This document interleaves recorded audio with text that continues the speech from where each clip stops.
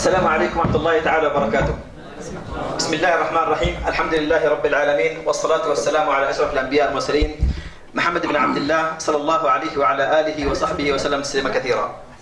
اللهم صل على محمد وعلى آل محمد كما صليت على إبراهيم وعلى آل إبراهيم، وبارك على محمد وعلى آل محمد كما باركت على إبراهيم وعلى آل إبراهيم إنك حميد مجيد. أيها الإخوة، الحقيقة أنا اليوم في قمة السعادة، في قمة الفخر، في قمة الاعتزاز أن أكون بين أيديكم في هذه الأمسية التي اسمها أراك على القمة. اليوم أنا يعني حقيقة محرج ومستحي قليل أن أجلس معكم بعدما رأيت هذا المقطع الفيديو. أشعر أني بين إخوة عظماء مجاهدين أقوياء دعاء الله سبحانه وتعالى. لعل بجلوسي معكم في هذه الأيام وهذه اليومين تعيدون لي بعض الروح التي افتقدناها في المدنية وافتقدناها في الترف عندنا في السعودية. أبدأ بأبيات شعرية. أخي مزق الليل إن الصباح إذا أنت أشفقت لم يطلعي. أخي خذ مكانك فوق النجوم وقف أنت والشمس في موضعي. إن شاء الله. وأنا كنت أقرأ إحدى الكتب، مرت علي قصة يقال أن هناك رجل كان يبيع بالونات في أحد الشوارع الأمريكية، وكان يعمل دعايات لهذه البالونات، فنص ساعة يطلع بالونة حمراء خضراء زرقاء صفراء. هناك ولد أسود في آخر الشارع ينظر، لماذا لم تطلع بالونة على لونه أسود؟ فانتظر إلى العصر فأتى قال يا عم طلعت بالونة صفراء وزرقاء وحمراء وخضراء، ليه ما طلعت بالونة سوداء؟ البائع البالونات رجل حكيم أجابه إجابة ذكية جدا جدا.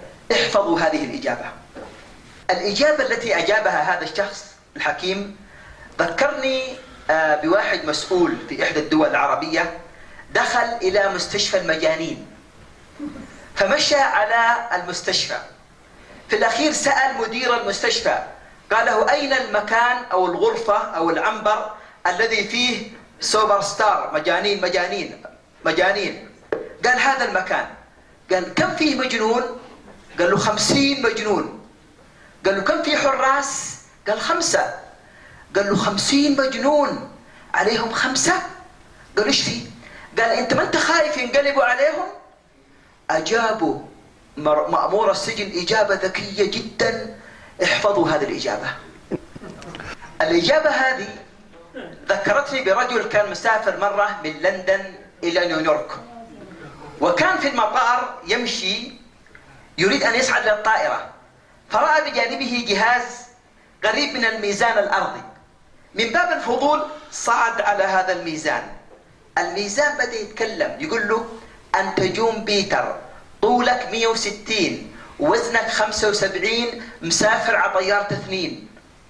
استغرب، نزل الشنطة نزل الكتب، طلع على الجهاز قال أنت جون بيتر، طولك 160 وزنك 70.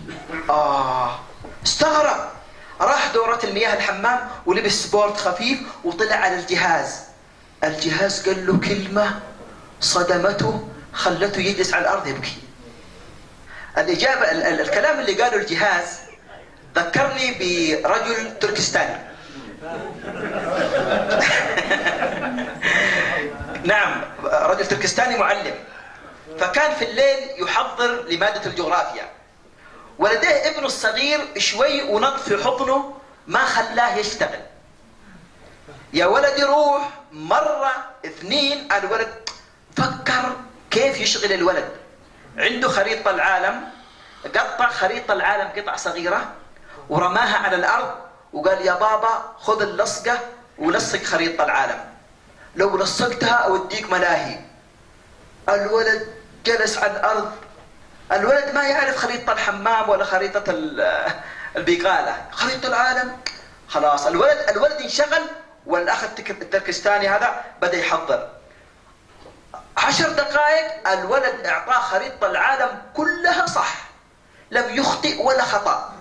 الوالد انصدم، قال له ولدي كيف سويتها؟ أجابوا إجابة يا الله، إجابة مرة ذكية.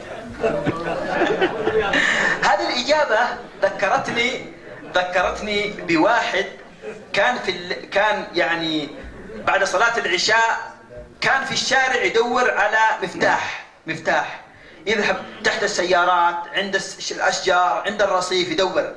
فجاءت امرأة عجوز قالت يا ولدي عن ماذا تبحث؟ قال مفتاح سيارتي ضاع. تدوري معايا؟ جلست المرأة تبحث معاه شمال يمين 3 4 ساعة. قالت يا ولدي وين ضيعت المفتاح؟ أجابها إجابة مجنونة. هذه الدورة أراك على القمة قدمتها في أكثر من عاصمة عربية، قدمتها كثير، من أكثر الدورات التي أقدمها، وأنا أقدمها في 5 ساعات. لا أدري اليوم مع الترجمة في كم أقدمها، لا أحاول أختصرها إن شاء الله إلى ساعة ونص بالكثير بإذن الله سبحانه وتعالى. طيب تركستان، أنا الأخ صلاح الدين أعطاني معلومات عن تركستان، عندي معلومات قديمة عن تركستان. يعني تركستان من يوم ما طاحت تركستان الخلافة العثمانية سقطت عام 1924. تركستان طاحت عام 1949 صحيح؟ الخلافة العثمانية ها هي تعود الآن، ستعود تركستان، ستعود بإذن الله، وكلنا نصبح على القمة إن شاء الله. إن شاء الله. لماذا كثير من الناس لا يصلون للقمة؟ هناك شعور الآن عند كثير من الشباب، عند كثير من النساء، عند كثير من الرجال، عندهم شيء من الإحباط. لماذا اشتغلنا مرة ومرتين وثلاث وأربع؟ لماذا لا نصل للقمة؟ لماذا لا نحقق طموحاتنا؟ لماذا لا نحقق الأهداف؟ كم من واحد سعى ومشى وصرف وراح وجاء، لماذا يتسلل الوهن إلى قلوبنا؟ أسباب الوهن سأذكرها لكم الآن، فركزوا معي في 4 أسباب في عدم تحقيقنا الوصول إلى القمة. أوكي، العنصر الأول في عدم الوصول للقمة أن الناس لا يعرفون ماذا يريدون. الناس لا يعرفون ماذا يريدون. ما الفرق بين ما أريد وما لا أريد؟ الحقيقة أن الكثير من الناس يعرفون ما لا يريدون، والقليل من الناس يعرفون ما يريدون. ما الفرق بين ما أريد وما لا أريد؟ الكثير من الناس لا يفرقون بينها، لكن هناك فرق جوهري كبير بين ما أريد وما لا أريد. هنا الآن أتمنى أن نخرج الليلة ونحن قد عرفنا الفرق بين شيء أريده أنا وشيء أنا أهرب منه. حينما أقول أنا أريد الانتصار أو أقول أنا لا أريد الهزيمة، بالمعنى العام معنى واحد، لكن في المعنى السيكولوجي، المعنى النفسي، لا فرق بين ما أريد وفرق بين ما لا أريد. مرة كنت أقدم دورة في جدة في العلاقات الزوجية، فاتصلت علي إحدى السيدات تقول أنا عندي مشكلة مع زوجتي وأنا تشكي من المشاكل. فسألتها سؤال، قلت لها ماذا تريدين؟ انظر سؤالي، ماذا تريدين؟ إجابتها أهم شيء إني ما أتطلق. أنا أقول ماذا تريدين؟ هي تقول ما لا أريد.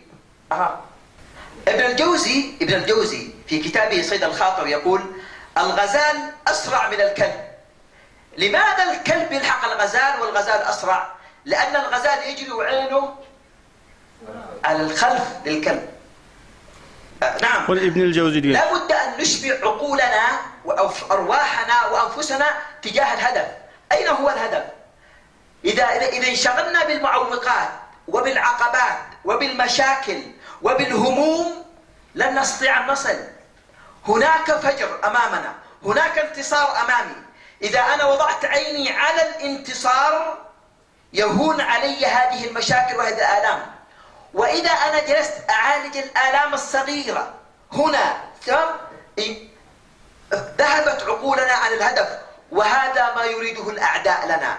يريد الأعداء لنا أن ننشغل بمشاكلنا ونترك الهدف. نعم، النبي صلى الله عليه وسلم في غزوة الخندق لقي فأخذ المعول ويقول الله أكبر، أرى أبواب اليمن، الله أكبر أبواب فارس، الروم. هنا مشكلة.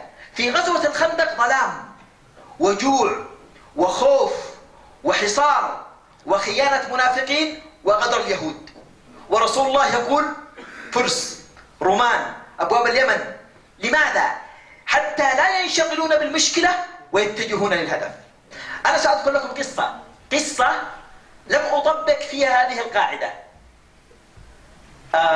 أحد هنا يلعب كاراتيه oynaydıqamda muşlaş أنا عندي حزام أسود في الكاراتيه، تمام؟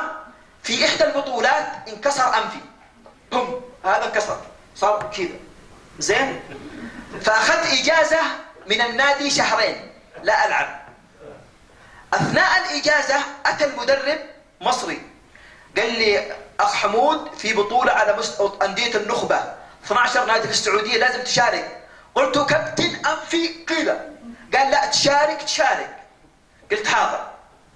ذهبت إلى البطولة وهناك شخص بطل على مستوى المملكة اسمه عبد العزيز يلعب على وزني، كان وزني 65 قبل الكرشة هذه، كنت صغير كذا، اليوم دبة.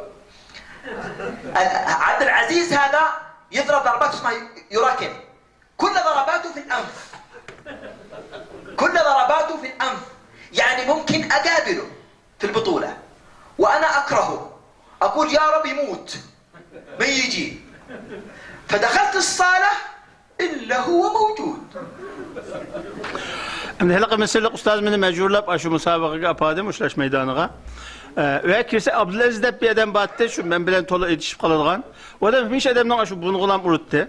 Aşı kapqamı qoydu dep Xudayimdan tilab tursa meydana kirsem aşı geldi. Hem bu bir ölsü iken dedim deydi şimdi.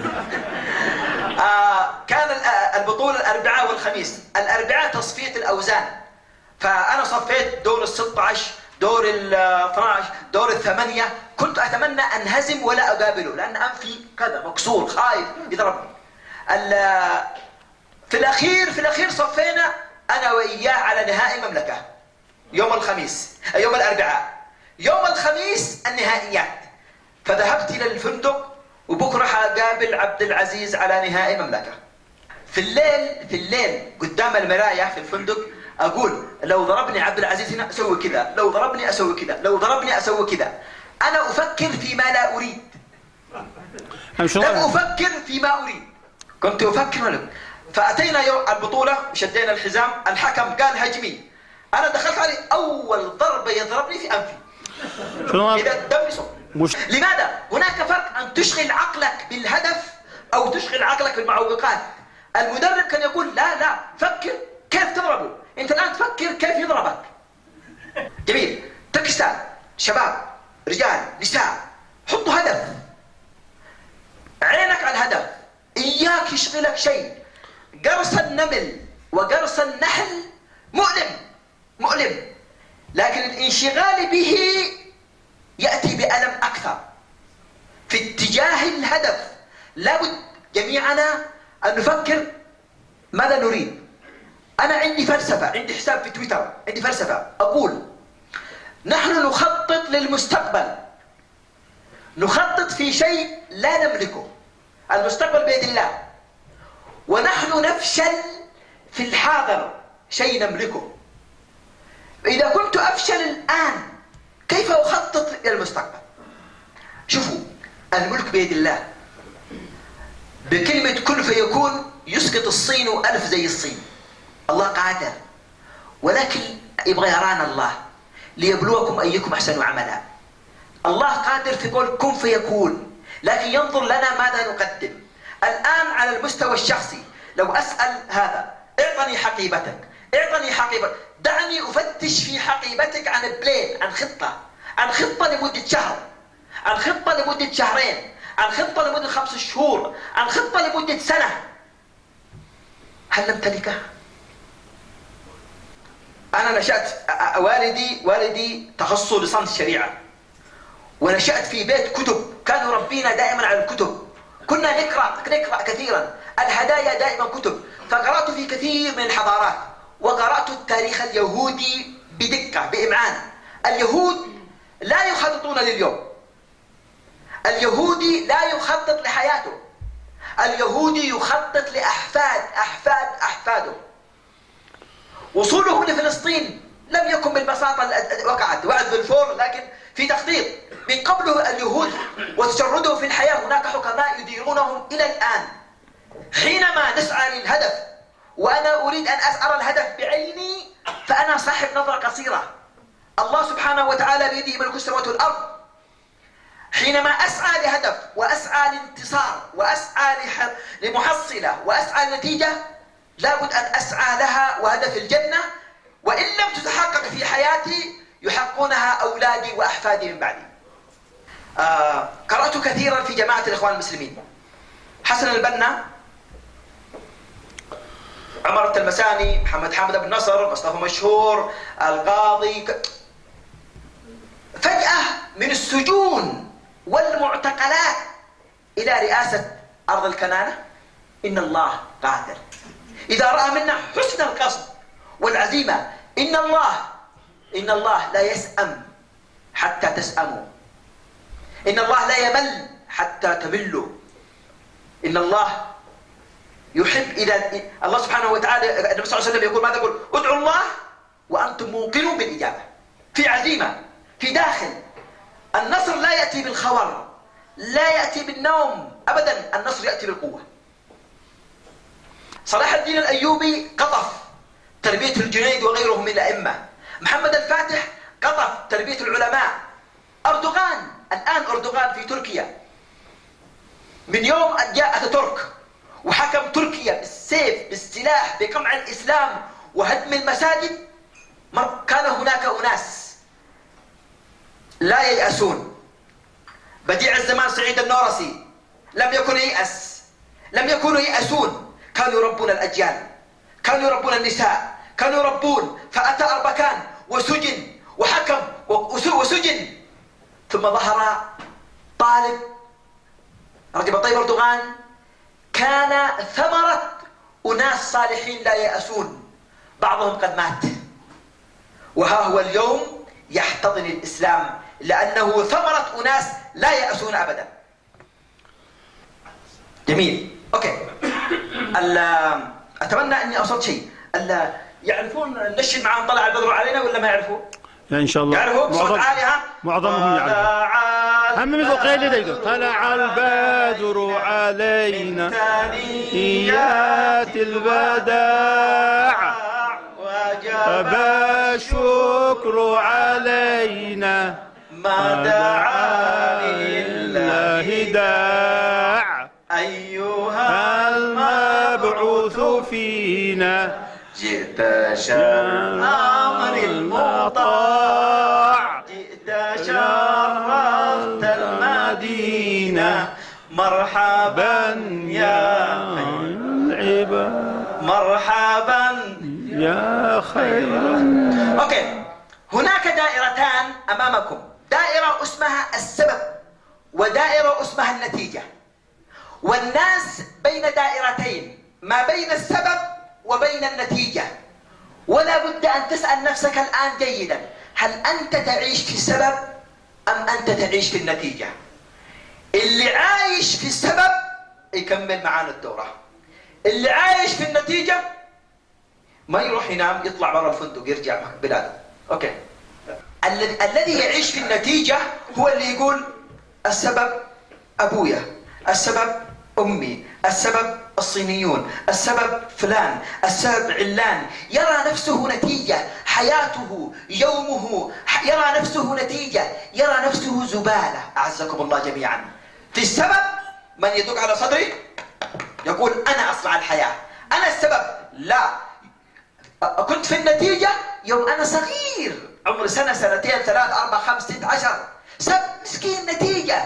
اليوم في هذا السن لا نقبل أحدا من المسلمين في هذا السن أن يعيش نتيجة، لا بد أن يكون هو من يصنع السبب. يقول الشاعر وكن رجلا إن أتوا بعده يقولون مر وهذا الأثر.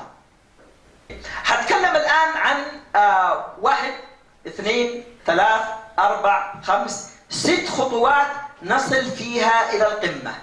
سأتكلم عن 6 خطوات كيف نصل فيها إلى القمة. أول خطوة في الوصول إلى القمة صورة الذات. كيف أنت ترى نفسك؟ كيف صورتك عند ذاتك؟ كيف تشوف نفسك؟ فاكرين الولد الأسود حق البالونة؟ فاكرين؟ وقرأ سأل صاحب البالونات، قال له يا عمو طلعت بالونة حمراء وخضراء وزرقاء وصفراء، ليه ما طلعت بالونة سوداء؟ قال له يا بابا اللي يطلع البالونة فوق مو لونها، الهواء اللي جواتها.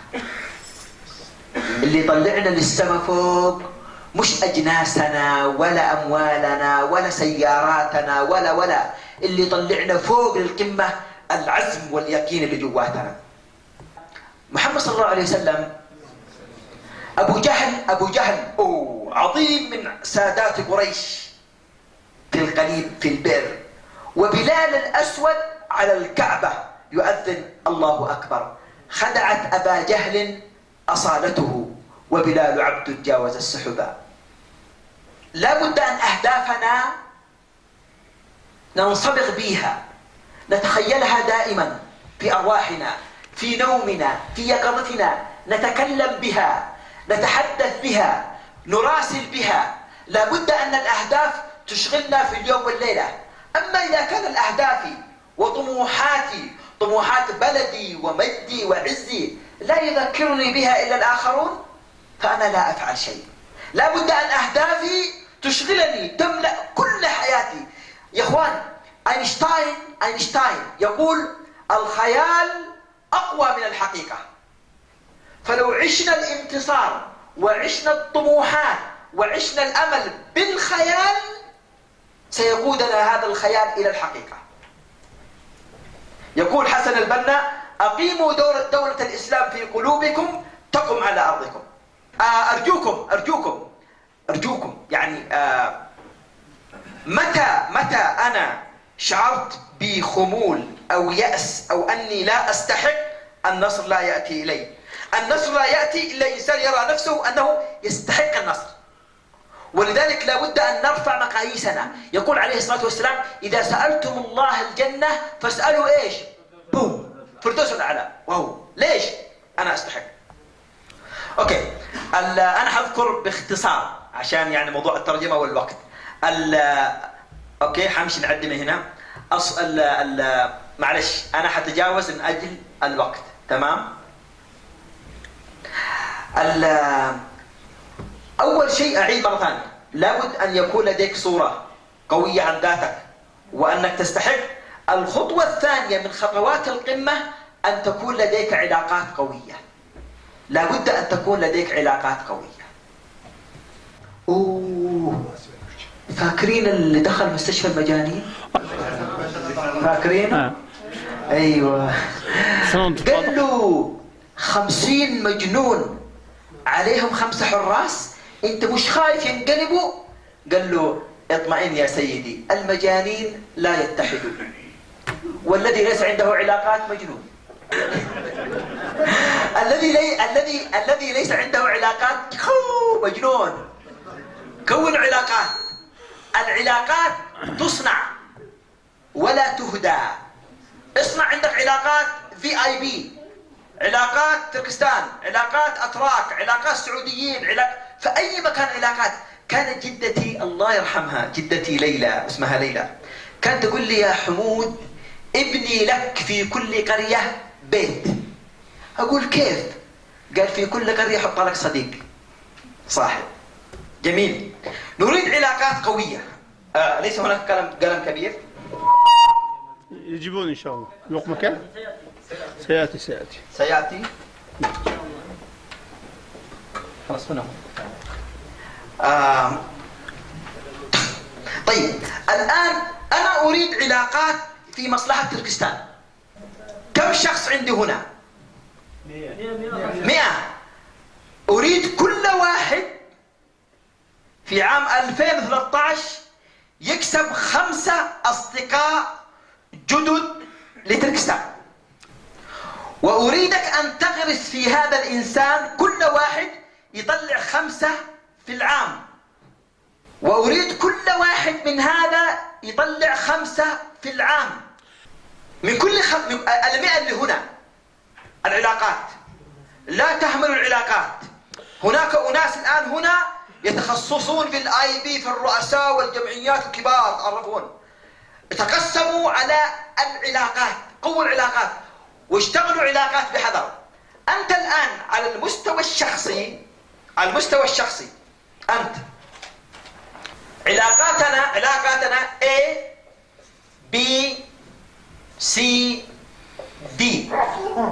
جميل. الآن لو سألت نفسك، لو تأملت نفسك أنت الآن، مين الناس اللي أنت متواصل معاهم دائما وقتك كله معاهم؟ حطهم في A، العلاقات الآنية وليس الطموح. اعمل هذا جدول وشوف من عندك B هم مثل A بس أقل شوي. أوكي. C لا بعيدين لكن أنت متواصل معاهم. D بعيدين شوي. أنا عملت نفسي هذا الجدول، وجدت أناس من أصدقائي في سي. وجدت خالتي في سي. لما وجدت خالتي في سي، خالتي هي الرحم. أنا مجنون، خالتي أخت أمي حطها في سي. واو. لقيت ناس معايا جالسين في A مكانهم مش في دي، في زد. ايوه، قوم رتب علاقاتك، انقل مين هنا، انقل مين هنا، انقل مين هنا، انقل مين هنا، انقل مين هنا. خلى جدول علاقاتك قوي. لازم تكون لدينا علاقات قوية. كل واحد يهدي لتركستان علاقة قوية. تركستان تحتاج فلوس، تركستان تحتاج رجال، تركستان تحتاج حب، تركستان تحتاج الناس يعرفوا أنا الآن أحبكم. هذا الإنسان صلاح الدين عمل فيها خير فعرفني بكم، وأنا سأكون سفير لكم في كل مكان أذهب سأتحدث عنكم. هذا هو العلاقات.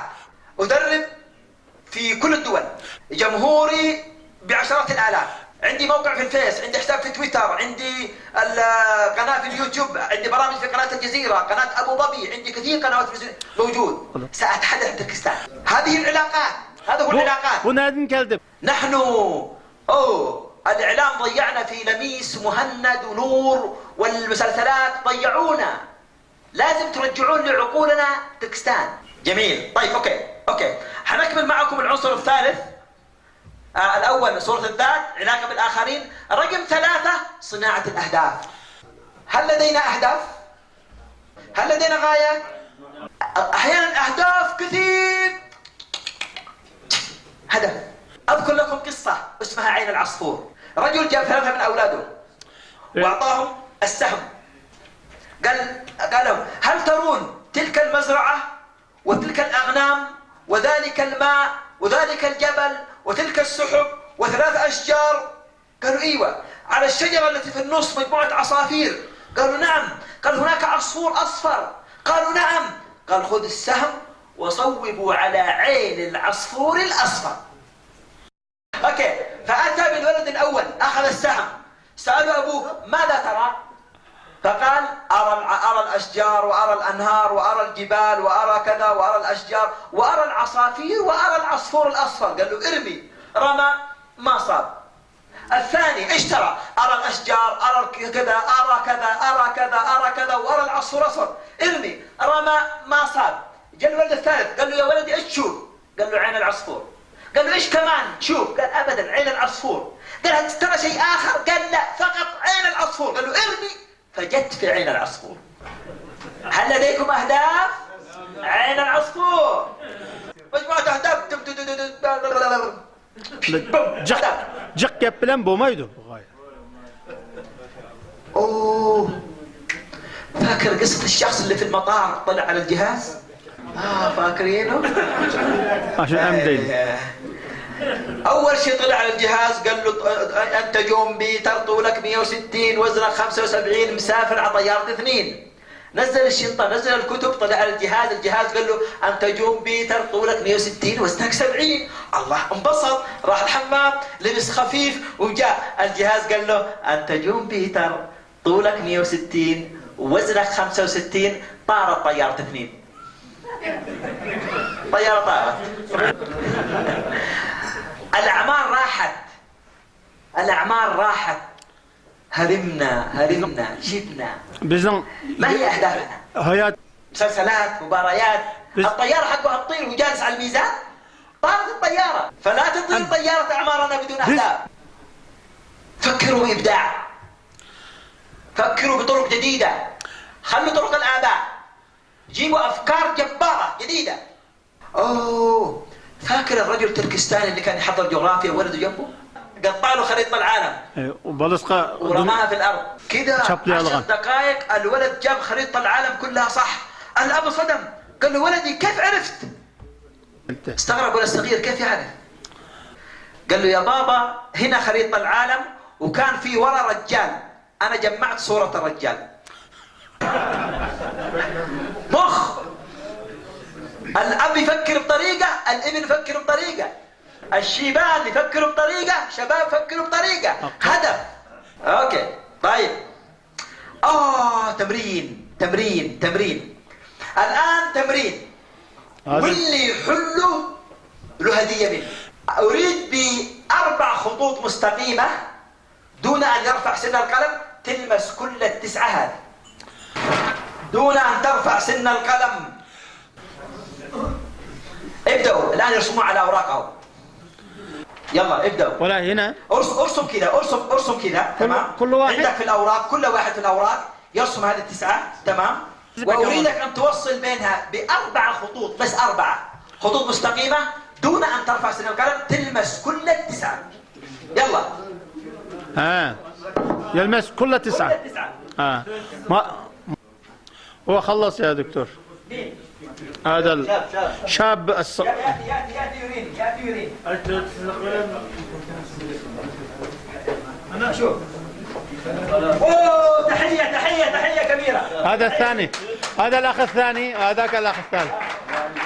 أنا أقول 4 هذا 10. لا رفعت القلم، لا ترفع القلم. قلمني كتبت. إذا أردت أن تحقق أهداف، اخرج برا الصندوق. Sen gaye etmek istiyorsan sandıkın teşki çıksın. الأفكار القديمة، Teşki çıkıp. الوسائل القديمة، الصندوق القديم اللي هنا اخرج برا عنه. Konu sandıkın teşki çıkmasak gaye etkili olmayız. تحية عبد الحكيم. كيف سريع. هديتك عندي. Ben sana hediye vermem. العنصر الرابع الموقف الذهني. الموقف الذهني. ماذا أقصد بالموقف الذهني؟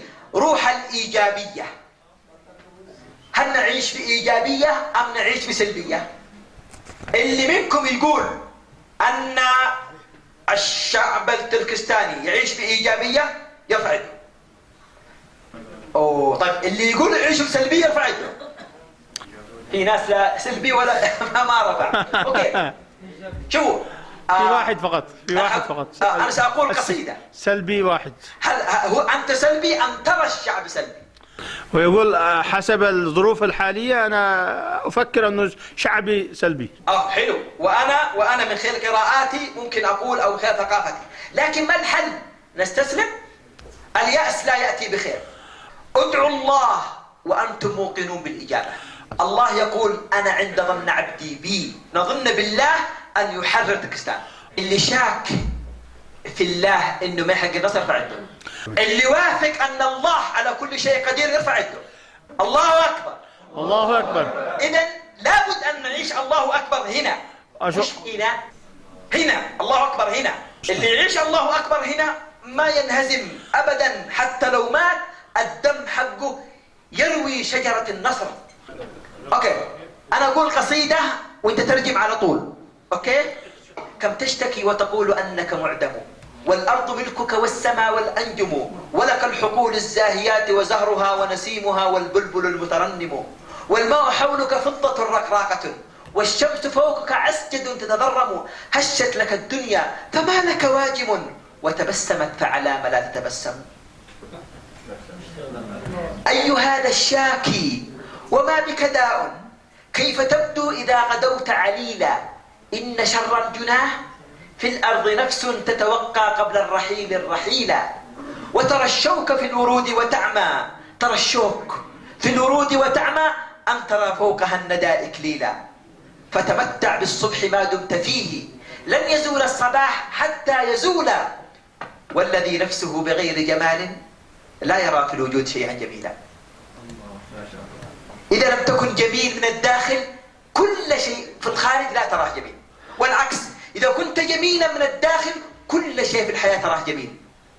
عودوا يا ناس للإسلام وياه، خل اللوام يلوموا مهما لاموا. عودوا يا ناس للإسلام وياه، خل اللوام يلوموا مهما لاموا. عودوا يا ناس للإسلام وياه، عودوا يا ناس للإسلام وياه، خل اللوام يلوموا مهما لاموا. خل اللوام يلوموا مهما لاموا. أنا ساير ساير سير غيري راجع، علي أكون يوم الحشر نافع. سر يا أخي لا تخشى المواجع، سر يا أخي لا تخشى المواجع. خل اللوام يلوموا مهما لاموا، خل اللوام مهما لاموا. طيب اوكي. طيب العنصر الخامس قبل الاخير العمل الجاد. العرق مقابل الكنز، العمل الجاد. اوكي، الصينيون عندهم مثل يقولون كثر العرق في السلم قلة الدم في الحرب. نعم، لا بد أن نعرق، لا بد أن نقرأ، لا بد أن نعمل، لا بد أن نجتهد، لا بد أن نسهر، لا بد. أنا اليوم سعيد والإخوة يكلموني يقولوا اليوم في قيام ليل. من لنا غير الله؟ نعرق ونتعب ولكن هو الله، لكن ندعو الله في الثلث الأخير من الليل. صحون قلوبنا نحن الميتة. لا بد، لا يأتي شيء بسيط. وقل اعملوا فسيرى الله عملكم ورسوله والمؤمنون. اعمل، يقول الله سبحانه وتعالى وامشوا في مناكبها، بعدين كلوا من رزقه. قبل ايش؟ امشوا في مناكبها، بعدين كلوا من رزقه. نعم. Hizmetine ait ciddiyetlik bilen ciddi hizmet kılışımız lazım. Köp ter aktarışımız lazım gaye yetmek için. Ayet demem de şu onu bizim bir tercüme olduğumuz akın bulduk ama köp hareket kılınla ve rızkını tefkiyesle. نعم. الصحابة يقول عنهم الله سبحانه وتعالى تتجافى جنوبهم عن المضاجع يدعون ربهم خوفا وطمعا. نعم. طيب العنصر الأخير الرغبة القوية. الرغبة القوية. نعم، نحن نقول عندنا رغبة لكننا ننام كثير ونأكل كثير ونلعب كثير ونقول عندنا رغبة. الرغبة تسلبك النوم، الرغبة تسلبك الراحة، تتعب وتعرق وتسهر وأنت سعيد. أذكر قصة أختم بها اللقاء. قصة بس عن الصين وانتم ما تحبون الصين فخلينا نقول قصة. يقال أن في شاب من جدة من السعودية من عندنا كان يبحث في كل مكان كيف يحقق أهدافه لكنه ما عرف. Ciddiden bir Arap yaş xıtağı veriptiken, üzün ki şu gayesine kanda yessen bola, kanda gaye gidişinin yollarını medef şu ayakta oylanıp kaptı dedi. فقال له رجل اذهب إلى الصين هناك عجوز عمره 80 سنة سيعطيك حكمة قوية إذا عملتها حققت أهدافك. O xıtağı berişinin aldı da oylaptiken endi.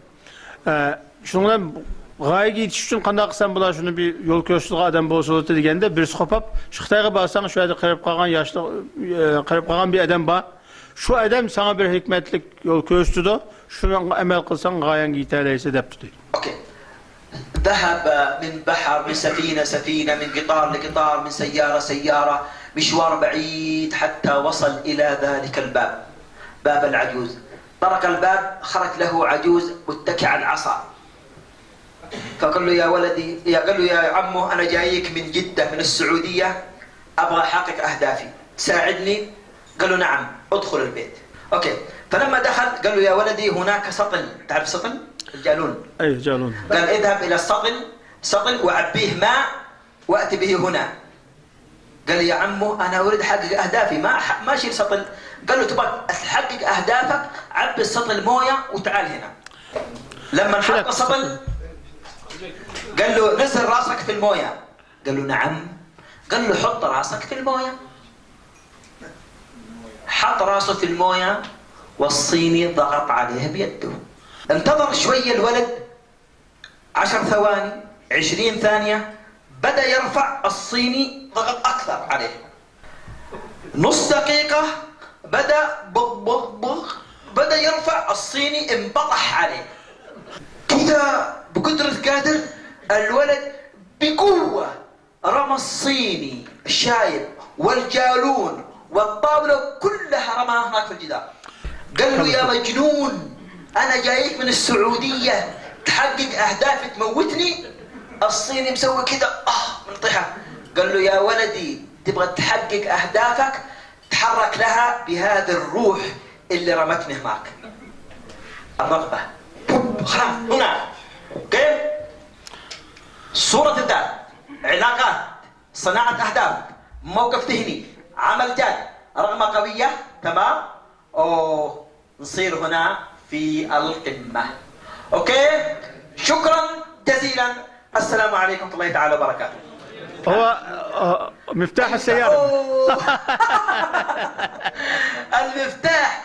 العجوز سألت الولد يا ولدي فين ضيعت المفتاح؟ قال لها في البيت جوا. قالت له في البيت جوا وتدور في الشارع؟ كثير منا يدور على الانتصار برا والانتصار جوا. يبغى مفاتيح حياته يلقاها برا، مفاتيح حياته جوا. والسلام عليكم ورحمة الله وبركاته. My Lord, my sins are like the